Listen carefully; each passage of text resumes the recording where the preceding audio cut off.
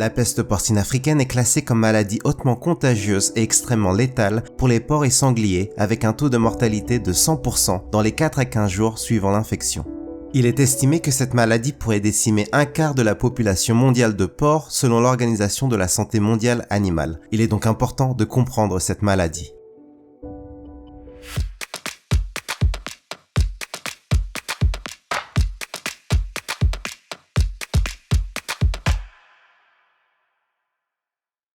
La peste porcine africaine, abrégée PPA, est causée par un virus qui affecte les sangliers et les porcs, mais qui est sans danger pour l'homme. Les signes cliniques de la peste porcine africaine comprennent une forte fièvre, une perte d'appétit et une léthargie. On peut également observer des diarrhées sanglantes, des vomissements et des avortements. La maladie se conclut fatalement par la mort de l'animal. Sur la base des symptômes de la maladie, il est difficile de différencier la peste porcine africaine de la peste porcine classique. Contrairement à cette dernière qui se transmet par aérosol, la PPA se transmet par un contact direct avec un élément infecté. La seule manière de confirmer la maladie est par un test virologique. L'infection est associée à des taux très élevés de virus dans le sang. Seulement 30 heures après inoculation, le virus peut être retrouvé dans tous les organes de l'animal. Il est aussi présent dans le sang, les excréments, l'urine, mais aussi la salive d'un animal malade. Il persiste longtemps dans la viande, le cadavre d'un animal ou bien encore dans l'environnement. La maladie se transmet par contact direct entre animaux et peut se propager de manière indirecte par des équipements et des véhicules de transport ou par des déchets de viande contaminés jetés dans la nature.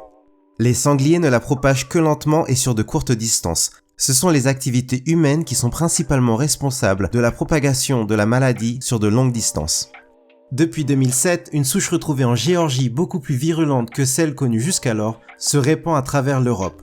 En seulement quelques années, on la retrouve en Russie et dans les pays baltes, en Europe centrale, en Asie, puis a atteint les pays frontaliers de la Suisse en 2020. Pour éviter l'introduction de l'épizootie en Suisse, l'OSAF suit la propagation de la maladie de près.